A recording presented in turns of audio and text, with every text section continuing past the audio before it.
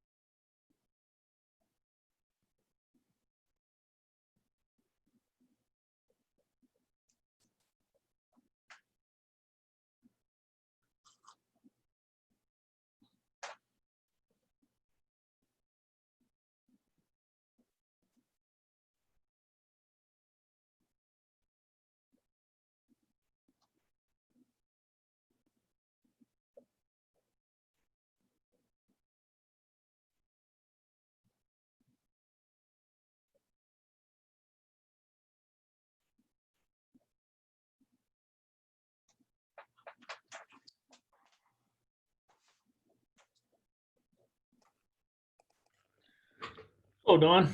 Hey, Brad, how's it going? Good. How are you doing? Really well, thank you. Good. Good. Staying sane. Oh, yeah. This doesn't impact my life very much, other than I wear a mask when I go outside. Yeah.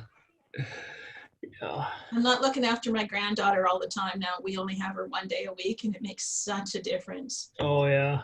Running after a 2-year-old is just, It's for it's fun. 2-year-olds, right? Yeah. The Yeah, only person that can keep up to a 2-year-old is another 2-year-old. oh, yeah, Yeah. I think so. Hey, Deanna, Hey there. thanks for getting those minutes out. Oh, I hate to hit, think you were awake at 1 o'clock in the morning thinking about it. yeah, it just hit me all of a sudden. I was like, really? So anyways, I'll get organized. Not to worry. So Brad, you should be able to share a screen. Yeah, I'm 'Cause not sure what I just did. I just lost you guys. Can you hear me? Yep. Yeah, and we can see you as well, Brad. Okay, that's what I did.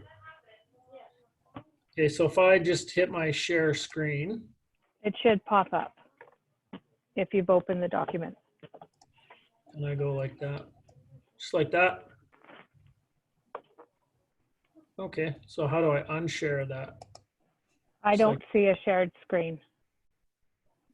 okay. Do you have, you've got Oh, the you know what document? I've got to do? I've got to go, if I go like that, Yeah, and Yeah. then I go like that. Do you see 2021? Yes, you do. Okay. And then to unshare, you just re-click it, I believe, to stop the sharing. What if I minimize this? What do you see now? The Tennis same Tennis court. court. tennis court. What the heck? I don't see the tennis court. Is that your screensaver? Oh yeah, it could be. Okay. Then I go like that. Yeah. Okay. Okay. I suppose I should turn my light on.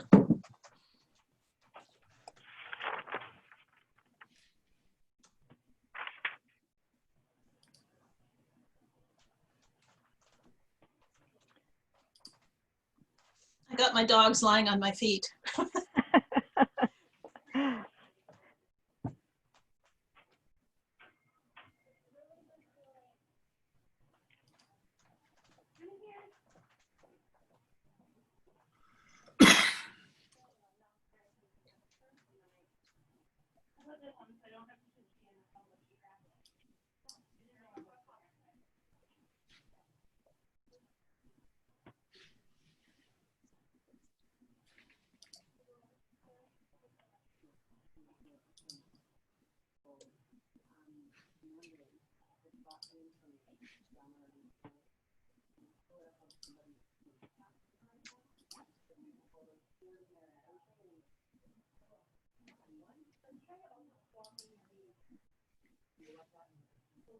I'll just be back in a minute, Dawn.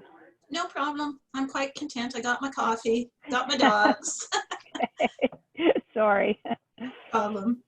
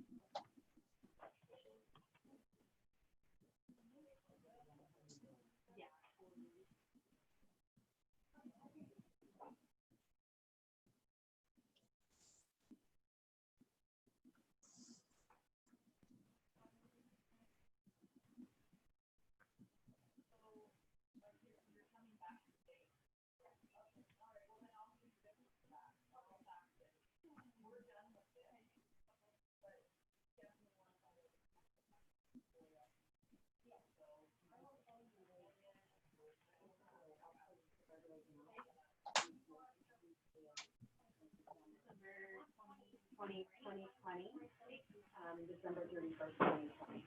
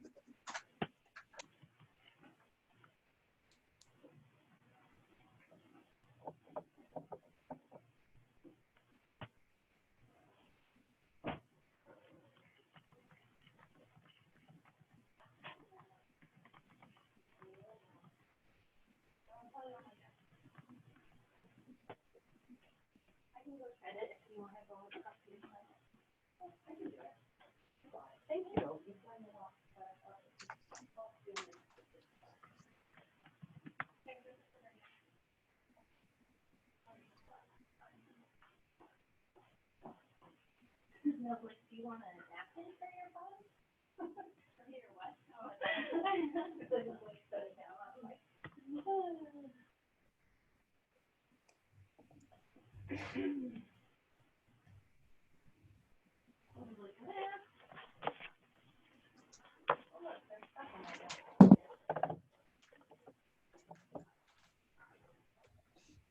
only see 4 people. Dawn, have you got more than that on your end? Oh, I've got yourself, Nadeau, and Deanna.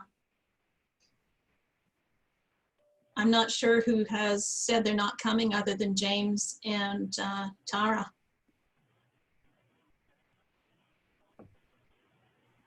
I wonder if they didn't sign Oh, to an old here invite. here comes a whole bunch. I didn't see the message that people were waiting. Okay. So There- sorry. Weird. My fault. Don't worry about it. All good. Right on. Hi there. Hey, Brooke.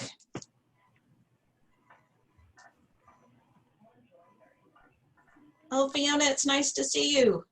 Thank you. I know that's my fake face, but I could put on my real face, but Oh, it still looks as good as the fake one. Hi, thank you. Lena. Appreciate that.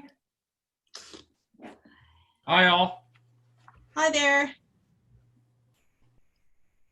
Okay, we'll wait a couple more minutes and see who else joins us. Lloyd, are you there? I'm here. I don't know why I'm not on the screen though. Yeah, same thing with Neil. There I am. There you are, Lloyd.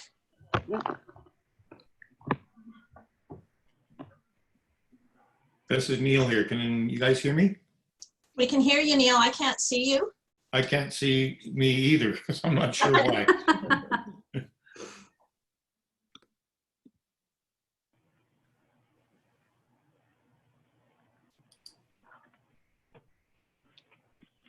Boss is back. Oh, there we go. Great. So Deanna, had you heard from anybody else other than James and Tara?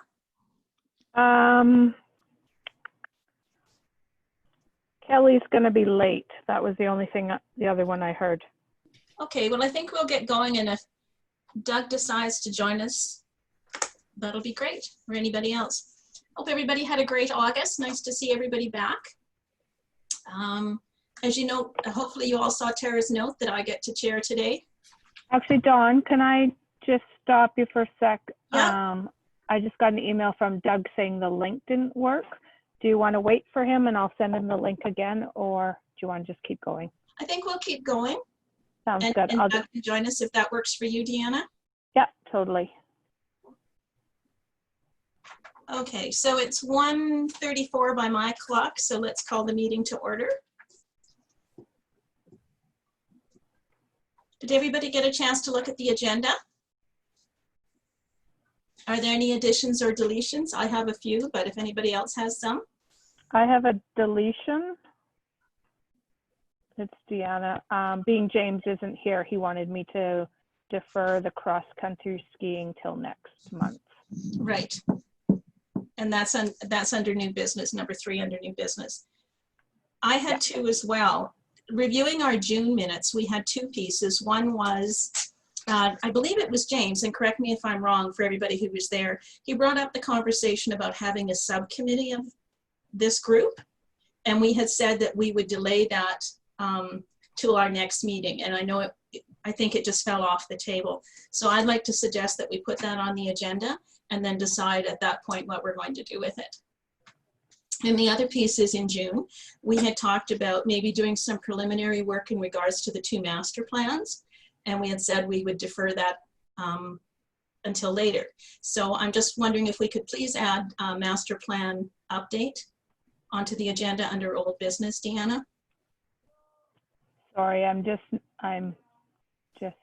totally missed that. I was sending links. So That's okay. Oh, master plan update under old business. okay. And sorry, what was the first one?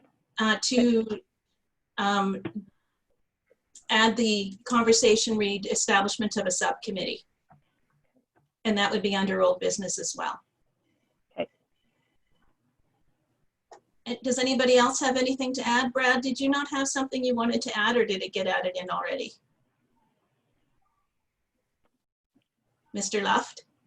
Yeah, hi, Don. Sorry, I was looking for my button there.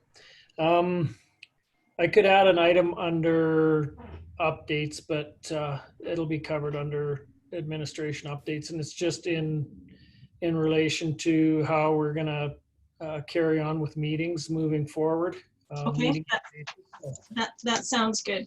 Can I have somebody move acceptance of the agenda as amended? Brooke? All in favor? Great. Okay, moving on. Adoption of the minutes. The previous minutes. Hi, Doug. Hi. Glad you could join us. Yeah, I was touch and go. The link wasn't working. Okay. So I hope everybody got a chance to look at the minutes. Are there any changes or concerns regarding those minutes? Okay, can I have somebody move that the minutes be adopted? Neil, So moved. all in favor? Great. Okay, under old business then, did you put the master plan as the first one? Sure. Deanna? So let's, as I had said, Doug, just before you arrived, we had a brief discussion in June about potentially having this group do some preliminary work regarding the master plans for the ranch and also for Mitford Park. And I know, Brad, you had mentioned that that may be helpful to you in regards to doing the terms of reference, or the request for proposal, sorry. So I guess, Brad, if we can ask you for a bit of an update on where that's at, and do you see us moving forward and doing some preliminary work in the near future? I guess where the master plans are at, and I'm not sure if I shared this information previously, but they've been deferred until 2021, as we know. Part of the concerns around budgets this year. There were a couple items that got pushed out of the 2020 capital into 2021. Excuse me. The Mitford master plan and the ranch master plans were among those items in regards to the Horse Creek Sports Park as well. So those items have been proposed for the 2021 capital. I'm assuming they'll be approved. I haven't done any other work other than waiting for the approval of that moving forward, and some conversations with new senior manager who started yesterday. So I think maybe we could look at a preliminary information gathering session would be helpful, certainly in some form, but at this point I'm not prepared to take that information. So maybe we put that on the October agenda as items to bring forward. And yeah, but as far as the update goes, I'm not there. So Any questions or comments on that for Brad? So my thinking when I originally brought this up in June was that this group could perhaps do some work on some blue sky thinking around the broader themes of the park. Brad had presented us with a bit of history behind each of the sites. And the thinking was that in order to help him do his request for proposals, if we could come up with some broad themes that might help him do that work. So if we could give some thought to that and maybe defer that to our October meeting, if everybody's comfortable with that. Any comments on that? Yeah, I'm fine with it. Okay. Can I have a motion then that we defer that until our October meeting? Doug? Yeah. All in favor? Great. Okay, and then the conversation regarding the establishment of a subcommittee. James had brought that up, and since he's not here today, I would suggest we also defer that to the October meeting, just so we have some better clarity on what he was looking for. Any comments on that one? I think it would be good to do that. I'd like to hear what James' thoughts are on that before we sort of move forward on it. Can I have a motion then to defer that to our October meeting? I can move that. Great, Leah, thank you. All in favor? Super. Well, you guys are just, that's great. Okay, moving to new business. Brad, we'll turn this over to you for the capital plan and operating review. Okay, thanks, Dawn. Well, hi, everybody. Good to see all of you. I'm going to try and share my screen here, so bear with me.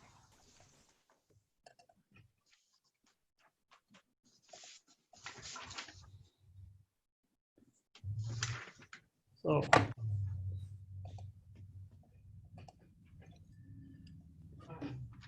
is that working on everybody's end, or? Yep, working Yeah. fine. Yep. Looks Oh, good. yeah. So just a quick overview of the Parks and Open Spaces operating budget as we looked at last year. This year is very much the same. Sorry, I've got some interference in my corner here. There we go. So the Parks and Open Spaces operating budget for the year of 2020 looks very much like this. For revenue, we forecasted the same as 2019, 59.8, with a couple $1,000s being contributed from reserves for a total of 61,000. That number is not going to be anywhere near that due to the fact that our sports field rentals were about a third of what we usually anticipate. In regards to expenses, and I pulled this page out of the budget page. This final number here is the right number. These numbers in between are a little bit mixed up, so I'm gonna adjust as best I can, but the 1.3 million for salaries and benefits is not an accurate number. That number is actually closer to about around 700,000. Contracted and contract services are about 180, in the area of 180. Materials, goods, and supplies again are in the area of about 180, and then we have other expenditures make up the total for our $2.1 million budget. So these numbers, like I say, these numbers are accurate. 2.1 minus the revenues gives us 2.04. The forecast numbers for 2021 and 2022 are there. They're very much the same. Salaries and benefits, of course, go up. Again, these numbers need to be adjusted. And cost per capita, $67.58 stays pretty consistent. 67.78 in 2021 and 73.85 in 2022. Number of full-time equivalents. We've asked for a full-time operator in 2021, so that number may change. Would be equivalent, and I think that's not a parks number, so we'll ignore that one. And I'll circle back around for questions when we're done. But move on to some of the notables from the operating budget. We have 8 full-time operators, a coordinator, and myself. In 2021, we have put forward for a full-time operator with the hopes of creating another maintenance zone. We currently run 5 maintenance zones. We're hoping to run 6. Each zone has an operator assigned to it. So our main revenue source, of course, is field rentals. With COVID this year, those were down substantially, about 28,000, which is close to 50% of what we forecast for that. The salaries and benefits for this year included 8 operators, a coordinator, myself. This year we had 11 seasonal staff, and that's reflected in the next line. The 2020 seasonal staff expenses will be reduced by about 50%. We went with 11 as opposed to 27. Our maintenance supplies and our contract are substantial operating expense lines. Some of our maintenance items include irrigation controllers, field paint. Shale is a big expense for us. Mulch is another big expense. All our tools and equipment, small equipment comes out of that line, trimmers, mowers, etc. any of our building supplies come out of that GL. Construction, loan, playground equipment, fertilizer, furniture, signage, et cetera, et cetera. Our contract expense is another substantial expense for the parks section. Includes some consulting fees on some capital projects. Our portable toilets, which run about $15,000 a year. Weed control, which can run anywhere from $20,000 to $40,000 a year. We have a turf trial going on, which is about a $7,000 touch. Vehicle leases work out to a pretty good chunk of money. We had to go with extra vehicles this year. Some of it was absorbed by our COVID budget line. But we went with more lease trucks this year just to avoid sharing vehicles. Beaver control can be about a $20,000 touch. We put our landscape construction expenses, any of the landscape maintenance that we contract out goes into this GL. Our climate controlled irrigation fees go in there, and any of the hazard tree work that we can't handle in-house also falls to that line. Fuel and vehicle repair are a pretty substantial portion of our operating funds. Repairs are about $80,000 a year. That's always underfunded. We always ask for more. And I won't finish that story. Facility rental fees for the parks portion of the Griffin Shop and the outdoor rink building. So that's kind of the operating budget in a nutshell for the parks section. The cemetery operating budget is quite a bit smaller. In 2020, we forecasted 105,000, or 2019, 105,000 for revenues. 2020, we cut that way back. Our Columbarium are not as popular as we thought they were going to be originally. So we've cut that revenue line back. The cemetery budget is built to balance. So any of the revenues, any of the expenses and revenues balance, hopefully. Determining what goes into the cemetery reserves plays a large part of that. In regards to notes on that, the wages and the benefits for the cemeteries are covered under the parks operating budget, the first budget we looked at. Revenues for the cemetery include plot sales, site preparation, and the marker permits. Cemetery revenues around the Columbarium have been quite low. We had originally forecasted return on our investment at about 3 years, and at the rate we're going, it's going to be closer to 10 years. So we've dialed those numbers back a little bit, moving into the 2023 budget proposal. Cemetery, much smaller budget, fewer account lines. Most of the expenses are absorbed by the parks operating budget. And contract expenses, fuel, vehicle repairs equate to about 5% of the same in the parks budget. A quick summary of the 2020 parks operating budget. It comes in about 2.1 million.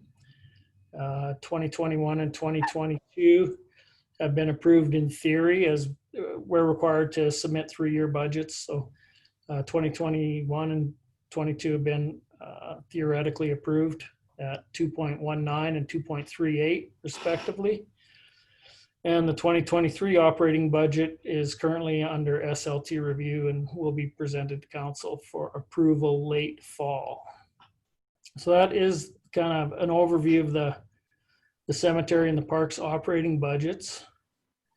And if there are any questions in regard to those, I can take them now, or we can go into capital. And maybe if you have any questions, maybe now's the time to ask questions, and we'll treat the capital as a separate presentation. Brad, I have one question on is it the 8 full-time operators or full-time managers? Do they, they work all year in different departments now. Are they kept busy the whole time? Yeah, we have 8 full-time operators in parks alone. And yeah, they're kept busy obviously through the summer, incredibly busy. with the assistance of the seasonal staff in the summer. In the winter, they're kept busy.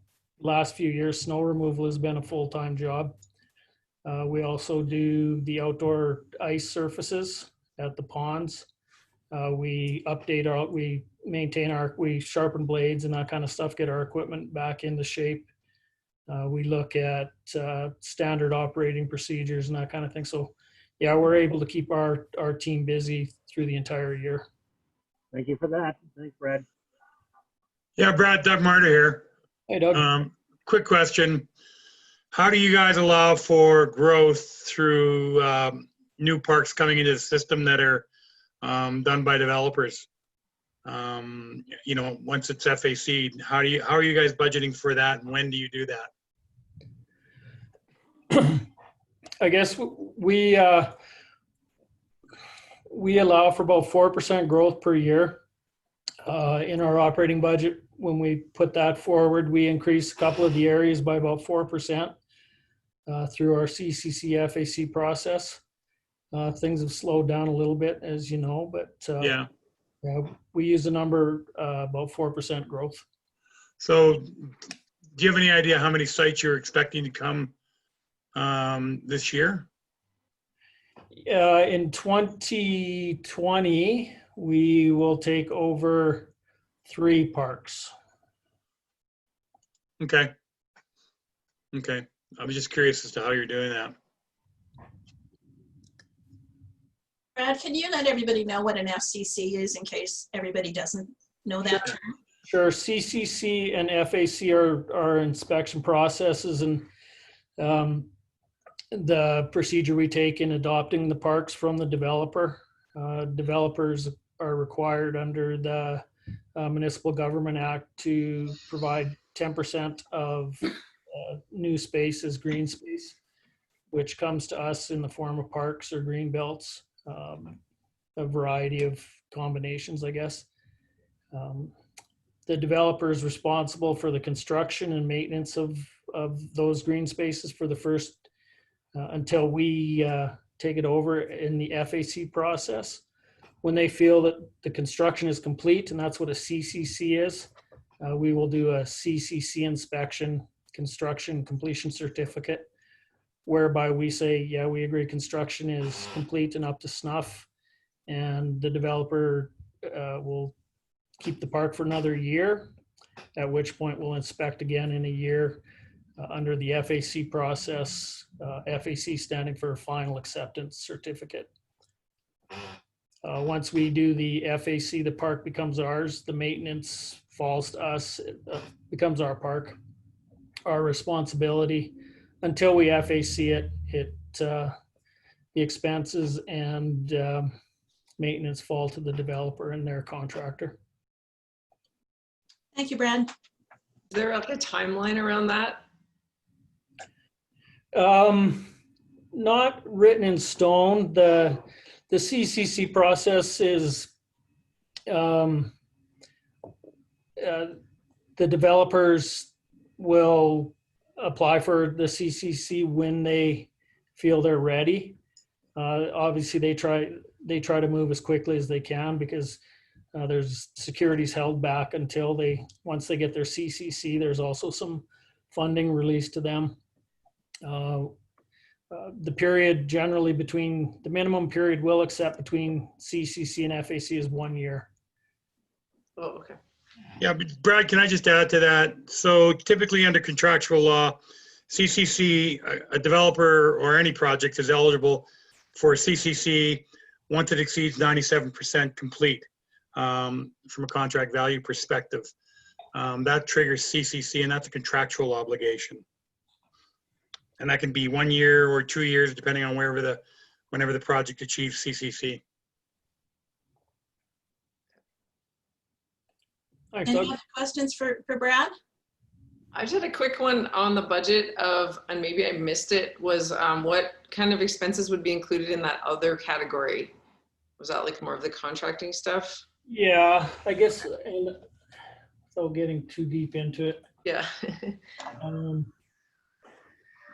other would be insurance, fuel, vehicle repairs, utilities, tree replacement, paving, pathway paving, general supplies is a line, pond restocking, program supplies, facility rentals. We have machine contracts, mobile communications, personal protective equipment, that kind of thing. Okay, thank you. You're welcome.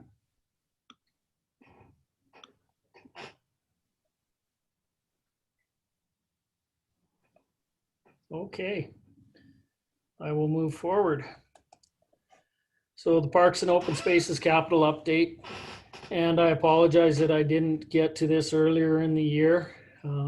We have submitted our budget for 2020 to 2023. It's in the hands of SLT at this point and will be put in front of council within, well, before the end of the year, obviously, for approval. Generally look for early December approval at the latest. So the capital budget review with 2020, what was approved for 2020, this current year, we had some park and pathway upgrades, and we have completed the River Avenue connection from Riverview Drive to the Riverview Pathway System, and that's the one just east of Matt Kroll. That was budgeted at 80,000, came in a little bit under budget. The Crawford Ranch pathway overlay and repairs have been completed. Again, a little bit under budget. Riverfront Park Bridge replacement has been delayed. Funding was short there. I've just recently received additional funding from council on September 14th. So that project will move ahead here pretty quick. Total project is about 100,000 on that one. Should come in slightly under budget at this point. As we talked about, the Ranch Heritage Site Master Plan and the Midford Park Master Plan have been deferred until 2021. And that was a decision made earlier in the year with input from SLT in regards to COVID concerns and budget concerns. And we were asked to defer a couple of projects, and those came up. Horse Creek Sports Park detail design also fell into that category, so that's been put forward as a 2021 project. 2021, 2023 operating and capital budgets are submitted as 3-year proposals, and they are awaiting council approval. In regards to 2021, and there you see it, the master plans for Midford Park and the Cochrane Ranch have been put forward at 50,000. The Horse Creek Sports Park detailed design has been put forward at 100,000. The park and pathway upgrades through West Terrace, resurfacing, realigning sections from West Midford Crescent through to West Terrace Park has been put forward at 350.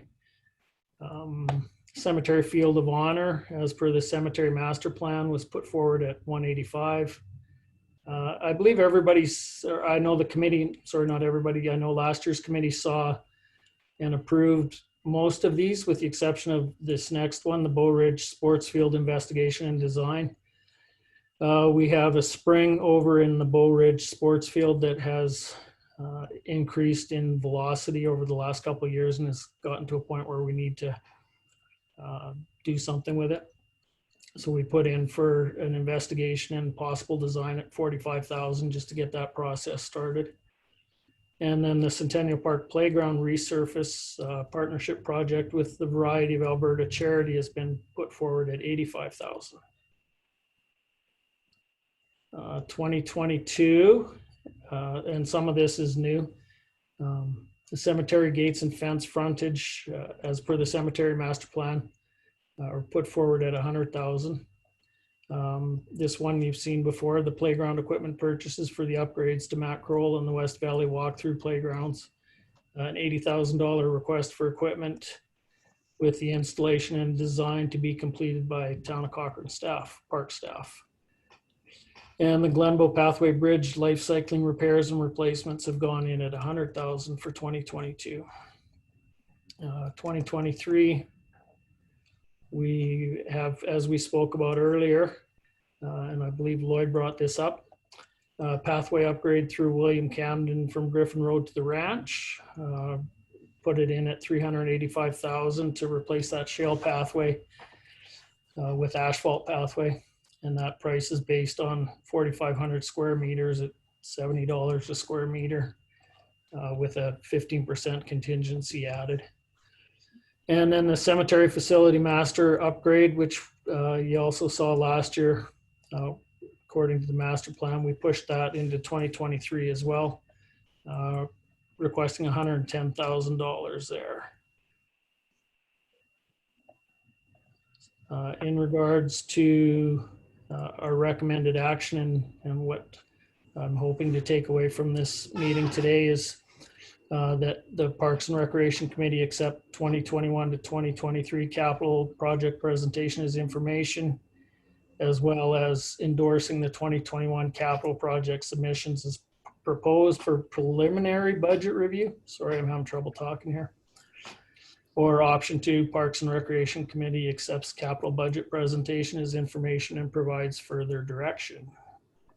So if I can answer any question in regards to these projects, I'd be happy to.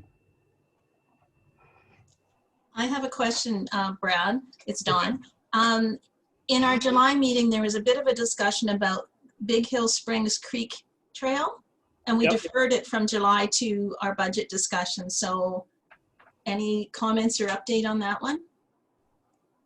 I think the pathway we're talking about, Dawn, is the one that got put forward here Oh, is through that the same one? Okay, William Camden to Griffin Road. That's the one that Lloyd brought up, right? Yes, that's correct. Right. Yeah, that's this pathway here. oh, great. Thank you for the clarity. Okay. Any other questions? Backing up to the Bull Ridge Sports Park there, it's that large bowl, I believe you're talking about, Brad? Yeah, just right off of Bull Ridge Drive and George Fox Trail. Right. There- Does the community have some input on what might take place there?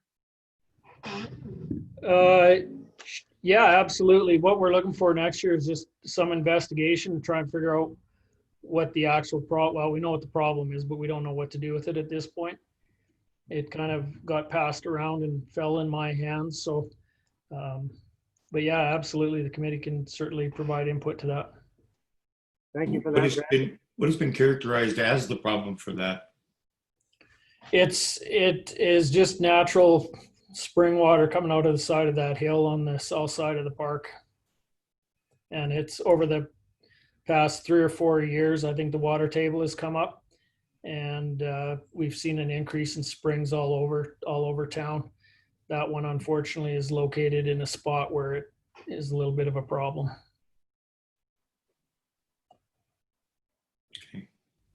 Brad, quick question on that one. Is the nature of the problem that it conflicts with the sports field? Or is the fact that it's just continuous water? Because if it doesn't conflict with the sports field, I'll just toss this out there, turning it into an LID rain garden might be a easy, cost-effective solution, provided it doesn't interfere with the sports fields. Yeah, and we looked at that a couple of years ago, Doug. It hasn't interfered with the sports field until this year. Oh, is that right? Kind of creeped out. It came out quite a ways this year, so we have to look at a way of getting the water out of there for sure. Yeah, okay. Thanks, Brad. Thank you. One more question. Do we have, are we going to get a copy of this PowerPoint presentation by any chance? Sure, if you want, I can send it to you. Yeah, appreciate it. Thank you.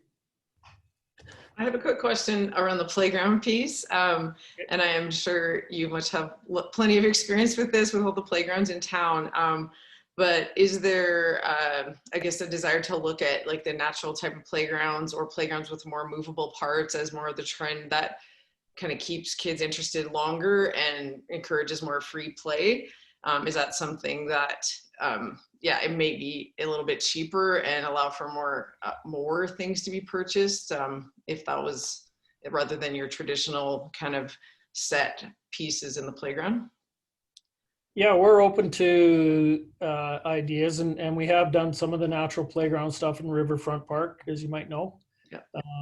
So yeah, it's like I say, we're just seeking equipment money at this point.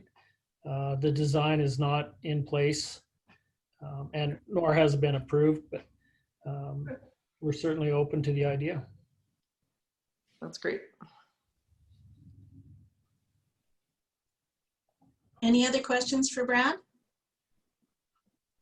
Shall we move to the recommendations then, Brad? Sure.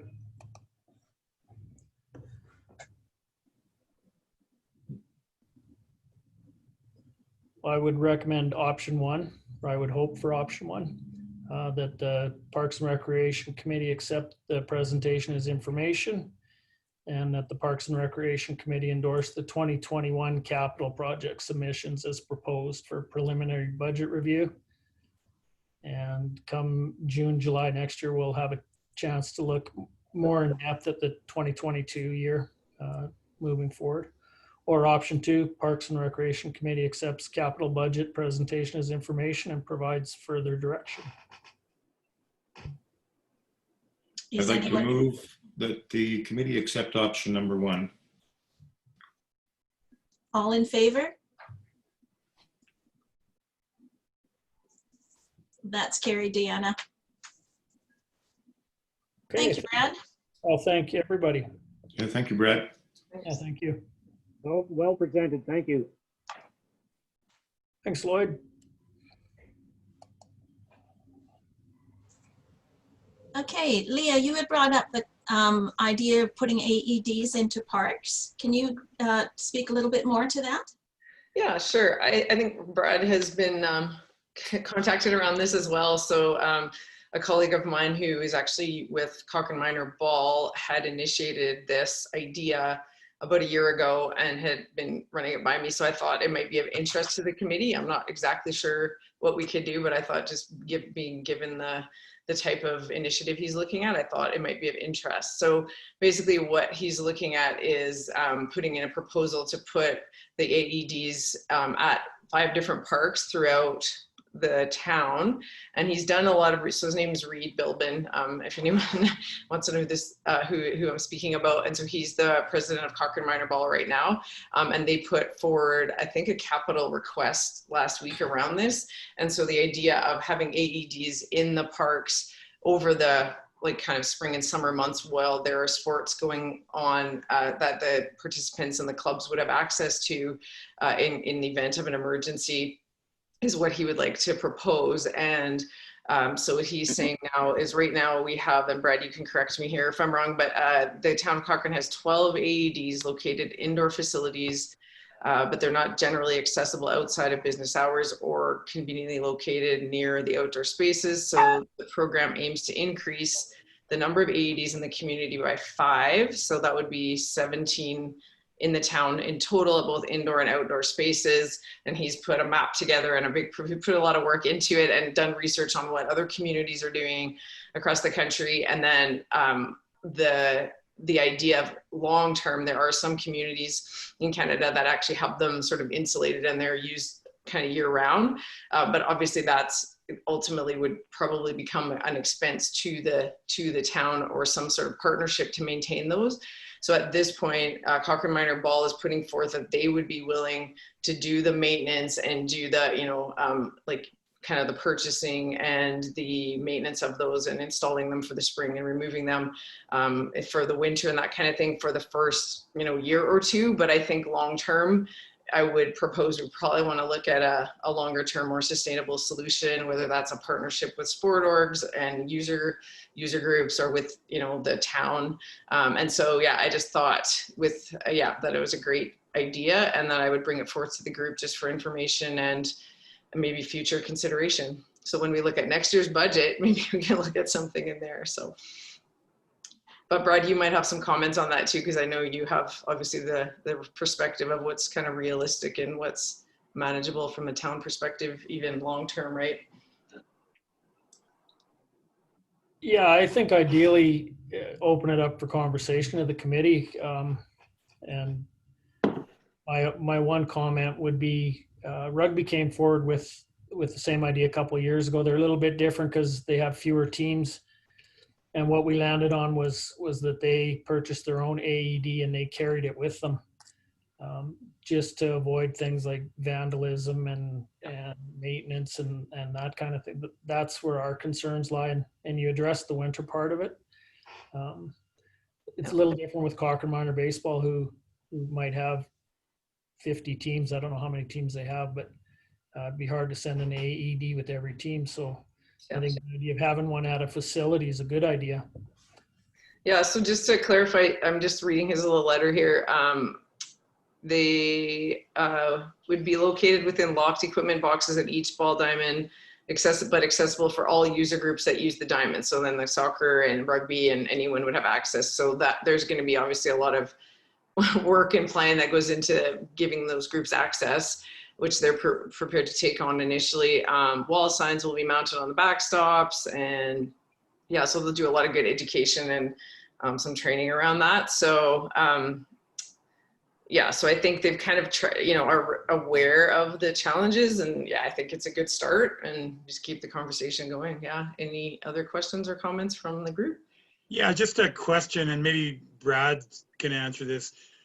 Brad, from my understanding, they need to have a constant power source to ensure that the charge is maintained, which would mean additional infrastructure other than just keeping it in a team box. Yeah, I think the ones we have now are battery powered. I think the ones we have in our facilities are battery powered. Of course, you have to check the batteries. Yeah.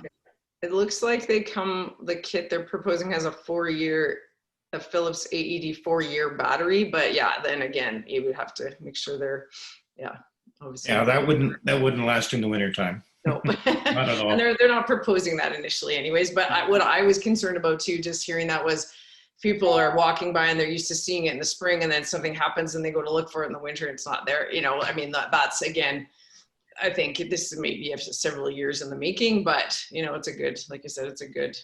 Yeah, there might be a need to have some signage indicating the seasonal nature of it. And I mean, it's a good idea, and I think the problems are surmountable. So I think it's something that we can take a look at and work on for sure. Any other comments?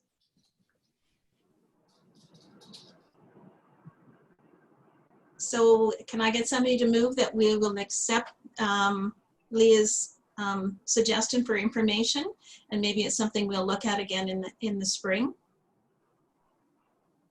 Doug? All in favor?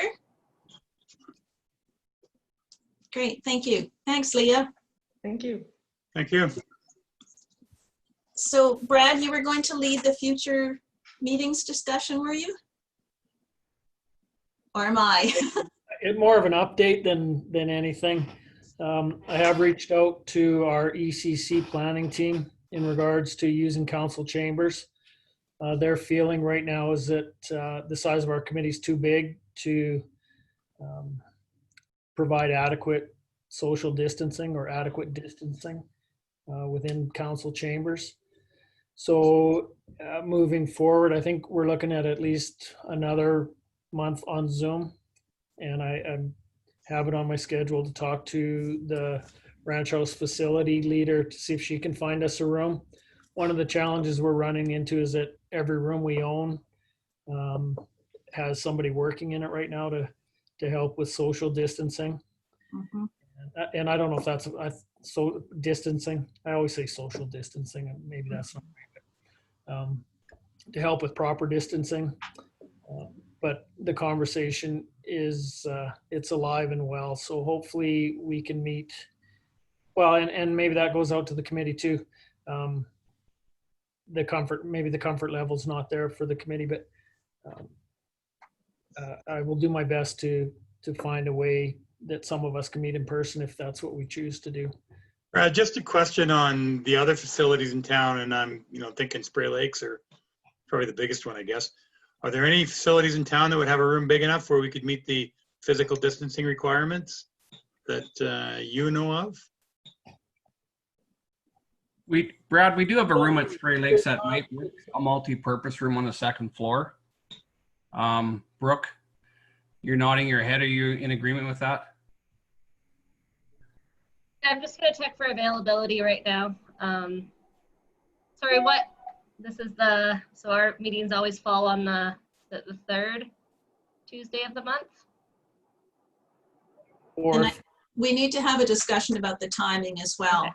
because I know Kelly in particular can't make it to the meetings if we have them in the afternoon. It's really difficult for her. So that's another decision we should make today.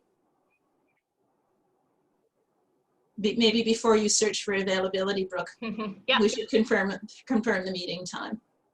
It's always the fourth Tuesday of each month. Four. Big thing too about using a large room of the type like, I know what you're talking about there at Spray Lake, but when you enclose people in a room, ventilation is such a big part of it. And I'm my 40 years in the HVAC industry, you know, it's so important that when you talk about the COVID thing in the hospitals where they're starting to break out, you got to keep the ventilation so the air is moving. You get air changes all the time. That's safer for a group convening in a room. So that's something to keep in mind. I was kind of wondering about that too. Like, what about the bigger kind of ballrooms at the ranch house or something, right? You take over a big corner of that. I just don't know what, I've been in that room a few times, and I guess the people that run the building, they would be able to tell us if there's air changes in there. That's so important. So maybe we need to get a sense of where people are feeling. Are they comfortable yet moving back to trying to find a location where we could social distance? Or are people comfortable staying on Zoom for a little bit longer? Can we maybe go around and check with people on that? Leah, would you like to start? Sure.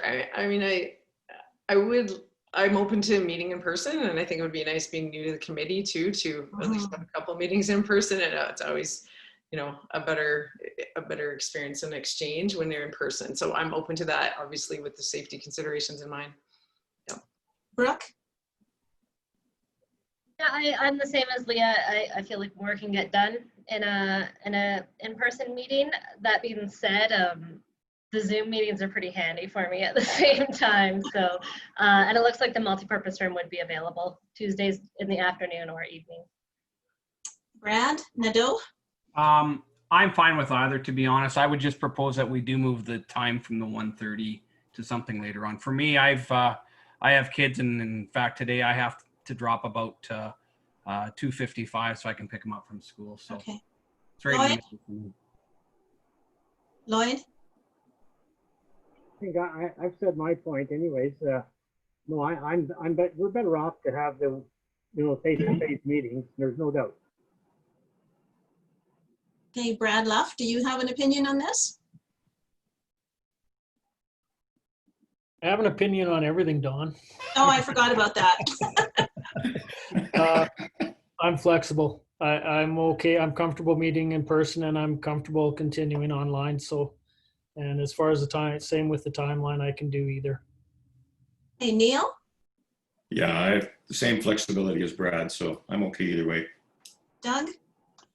Yeah, as you know, I'm retired, but I have my own consulting business right now, and I have a bunch of work going on. In fact, I was late getting this meeting because I was on site this morning.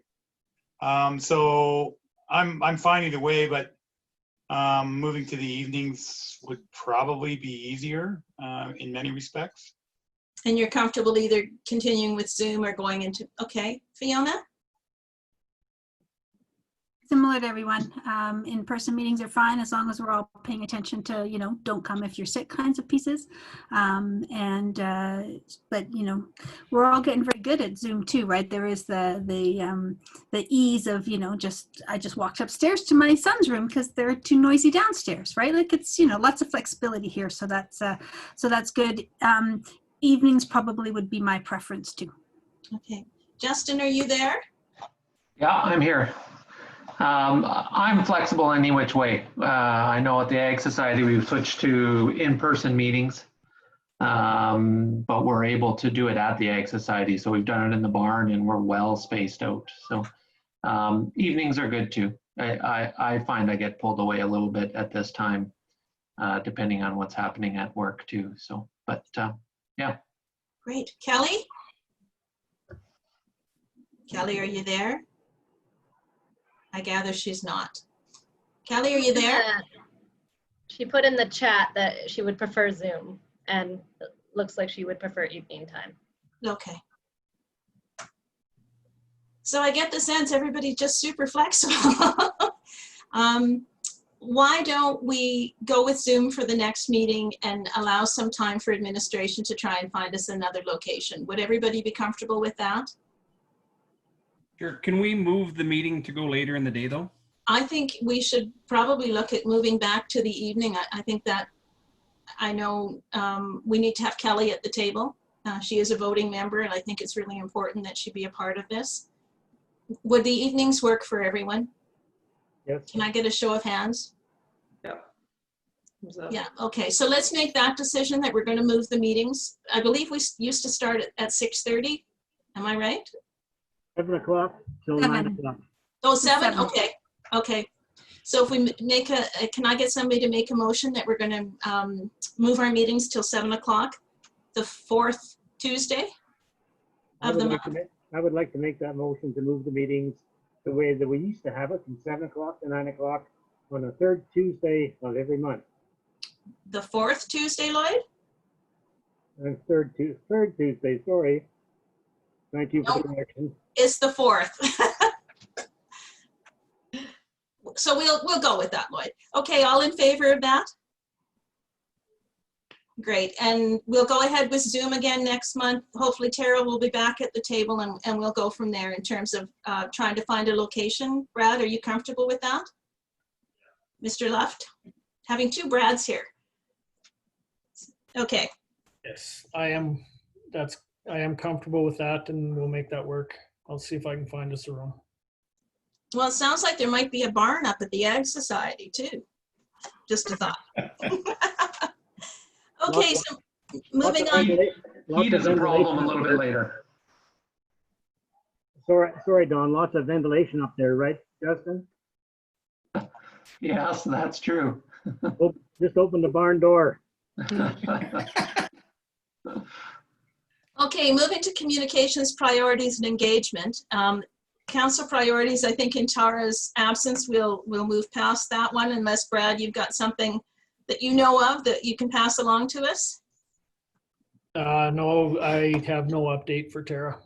Okay, I do know that they are interviewing for the new town, whatever they call him, manager? CAO. Yeah. CAO, right. Administrative priorities. Brad? Well, from a parks point of view, we're coming out of our busy season. Our priorities now are, as always, are keeping our people safe. We're still managing COVID. We continue to manage that, and things seem to change on a regular basis. Our seasonal staff has been reduced to 4, and will be reduced again at the end of this month to 1 or 2. Priority-wise, the budget is in for SLT review and council approval, and I guess that's about it for now. Like I said, just keeping people safe is the big one for the parks guys. Does anybody have any questions of Brad in that regard?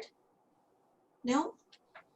Committee priorities, we've talked a little bit about what we've got coming forward for us in 2021, and I know Tara and I have talked about this year sort of set us sideways like it set most things sideways. So hopefully we can hit the ground running in 2021 and accomplish some of those big goals that that council has supported us in moving forward with. So in moving forward to talk about the roundtable, Tara asked specifically that we ask our 3 non-voting members and Brad from Spray Lakes to give us a little bit of an update on what's happening with their facilities. So Brad, if you'd like to start. Sure. Well, it's been, I guess, an interesting few months for us, to say the least, and for Spray Lakes. You know, to highlight a few different areas. When prior COVID, we were roughly around 200 people. I think now we're back to about 100. I understand there's actually been some challenges in recruiting people to come back. For example, I think in the janitorial area, not everybody wants to come back for the, perhaps the lower paying jobs when you can be at home, collecting COVID dollars, or I call them COVID dollars, the CERB dollars. So that's just one example where you think you'd have lots of people wanting to go to work when you've got 10% unemployment, and that's not necessarily the case. Government subsidies, we've got them in different areas. I don't know the total offhand, but I would think it's probably close to $1 million. And that's between the various programs, whether it be subsidizing wages, tenants, or otherwise. So, that's certainly helping us. But those are federal dollars. Grants, I know that we had highlighted, we applied for in the neighborhood of $500,000, and I think our group was successful in attracting about $300K in grants I guess in 2020. And that's kudos to our finance department. Erin Wagner leads that, and she's awesome. So that's a great thing. Memberships prior COVID, I think I told this group, we were somewhere around 6,400, late February into March. As of in the last couple of weeks, I think we're sitting around 800. Brooke, you might know if that's still close. And what I would call that is 800 memberships that are either turned on or new. We still haven't turned on all the people like myself and my family. We were thinking about doing that for September, and that's been delayed for various reasons. Hopefully that will happen in October, and that just gets everybody back on the program. But I think the concern is that you turn everybody on too early and your facility is not ready for it, and then you have all kinds of problems and backlash. In terms of tenants, you know what? We've got a variety of them there. Lots of the Alberta health rules are affecting, the daycare centers. Obviously, the amount of people that go through the facility, for example, affecting Patsy's. Jugo Juice, I know their sales are down significantly. So there's lots of challenges there. I don't know how all that works out on a go-forward basis. The positive is that hockey is starting up. August ice rentals were up significantly over 2019. So that's a good thing. And, as a community, I think we have to be really careful going forward here with hockey because, as we've seen in various parts of the country, that we're all susceptible to an outbreak, and we've just got to be careful and respect it. So I guess over the closing period, we did have some small changes in-house. We installed some security gates. So if you walk through there, you'll see that we can sort of confine traffic in different areas. Some new glass was put up, 2 areas that I can recall. One is above the climbing wall where there used to be a netting. And that was dangerous. Kids would climb on there, and they actually probably could have fallen through if there was an issue with the net or an area that was cut. So that's, I think, a good measure to put that in. And the second is right next to the track where you come up the stairs, kind of in the middle of the track on the one end. Some security glass there was put in, and that is to ensure that all patrons go through the fitness center to get into the track area. I think we did have some people that were going in there through that area. We had some vandalism through that area and different things. So some of the high level stuff that's been going on. Budgets are up next. We've got a meeting on Friday, and that's a challenging thing for us, for everybody, because it's hard to predict human behavior. And we don't know what's going to happen on a go-forward basis in terms of revenue or how many people are going to come back to the facility. I'm going back. I hope everybody else chooses to go back, but you just never know. So I hope that gives you a bit of a rundown. I can try and answer questions. I can't answer necessarily specifics in terms of dollars, but I'll do my best. Lloyd? Yes, Brad, what stage are you at with the opening of Spray Lakes? Well, I can go through the areas. The pool has been open. There is, we're down, I think, to about 25% of the capacity in which we used to do. And that is due to some AHS regulations and other. The hockey rinks, 2 of the 3, maybe, did they all have ice now, Brooke? I'm not sure. Just Totem 3, we're going to install. It's actually at the very moment getting installed, so it'll be Okay. ready next week. Sorry to put you on the spot. I wasn't sure about That's that. okay. Then gymnastics, I know went back. My daughter's in gymnastics. She's had, that's been just over a week. Pickleballers, I think, are coming down. I don't know the exact startup date for that either. So things are slowly coming back, but it's not that easy. And everybody that's coming back, all the user groups have their, their COVID guidelines that they need to follow. So I don't know if that helps you or not, Lloyd, but. Thanks, Brad. Just one more question. Is Patsy open yet? Yes, she is. I thank you for that. Yeah, and I think she's got ample capacity to serve you, so you should go there every day. Well, we're going to look at doing that for the with the cold weather months. We're not having our coffee in the parking lots anymore. We're come to see Patsy. Awesome. That would be great. Any other questions for Brad? No? Okay, Fiona, any updates from you in regards to recreation and access to schools? Anything else you want to tell us? Well, I'm not going to go through the whole opening schools and reentry and all that kind of stuff. But as schools and as it relates to recreation, sort of the part of this committee, Tara sort of asked me to sort of just give a little bit of information for some of the new committee members, as well as sort of touch base on where things are at right now. So I guess I just want to sort of start by saying that community use of our schools, from a Rocky View perspective, we want community use of our schools. We value the role that we play in the community by providing some recreational facilities. With that in mind, though, our mandate first and foremost is the education of public school students. And so as there's space available in the schools, then yes, we can make them available to outside organizations. The schools are very busy with extracurricular, with curricular kinds of things that include sports and drama and leadership and learning showcases and all of those kinds of things. So the school stuff has to come first, obviously. I know I hear in the community lots, well, I can't get a high school gym. How come you won't make it available to me? It's because the kids are using it, the students are using it. And so that's sort of the first and foremost kind of priority that we have when we have that. But we do want to sort of,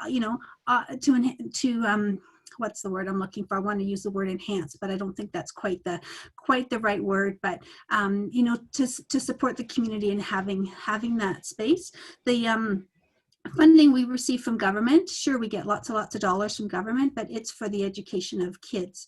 And so we have to make sure that the additional enhanced kind of services for the community who use our spaces operate as a cost recovery basis, right? So people think, oh, school gyms should be free. It's like, well, no, they're not free. There's a cost that we have for that. So there's lots of, on our website, if you're sort of interested in that, there are processes and the spaces are available. We don't allow kitchens being used. That's one that I know we've had requests from, sort of some of the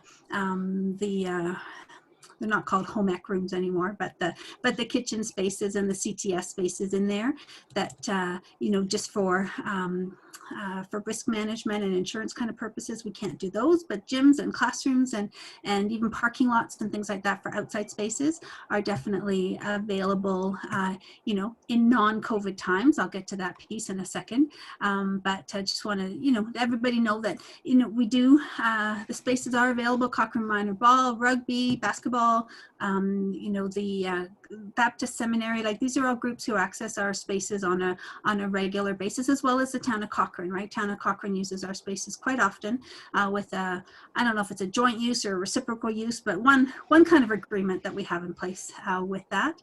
Now, in light of our current health situation with the pandemic, we are, in order to reduce the number of people in school facilities, community use of our indoor spaces is not allowed right now. We're not taking bookings.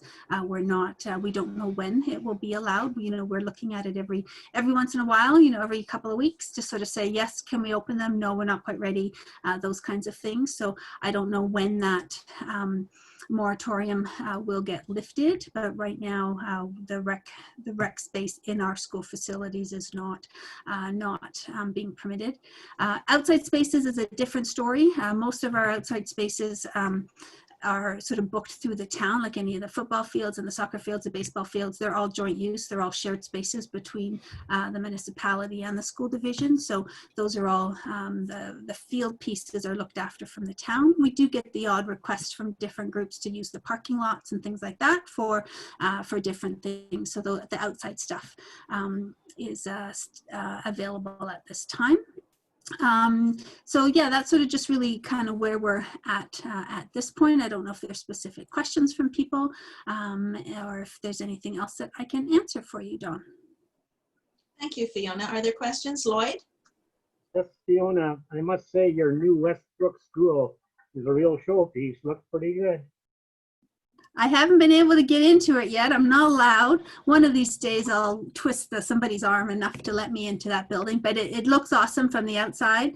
And I know it's sort of more from a county kind of perspective, but it really, you know, talking about community use and talking about rec, like it is a good addition for the Westbrook community. You know, they put money, the county put money in, and the school community, the fundraising society put money in, and their gym is, I think, like 1.5 times what it typically would be in a school that size. And so there's some good community access there. So hopefully once we are able to open up a little bit more, the Westbrook community and some of the county facility, the county families will be able to access some of that.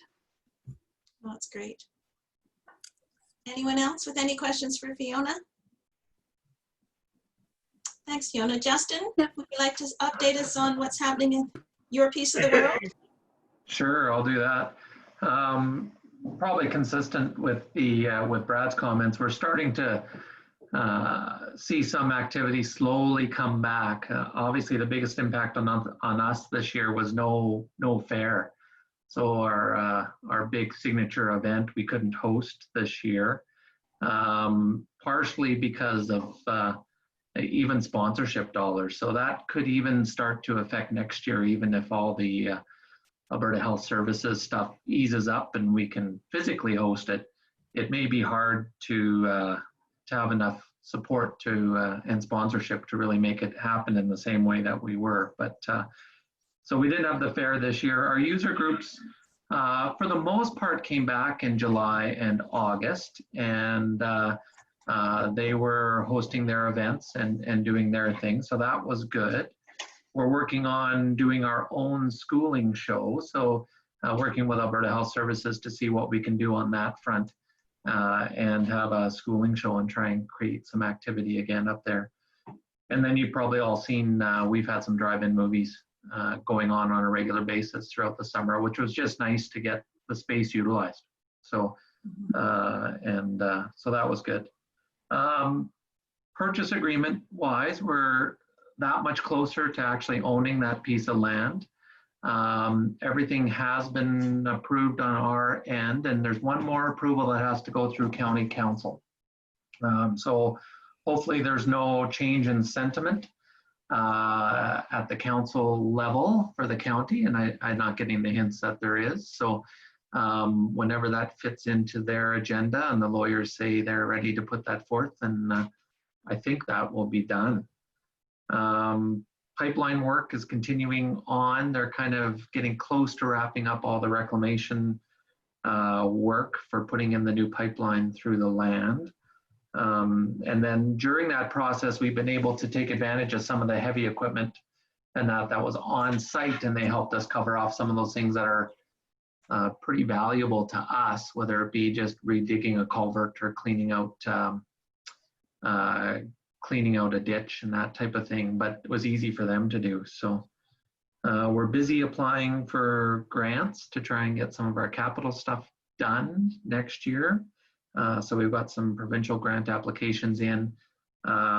We've also got, one of the interesting things is the county's changed their recreation grant and recreation planning departments quite a bit. So we applied for, or about to apply for, a recreation grant with the county.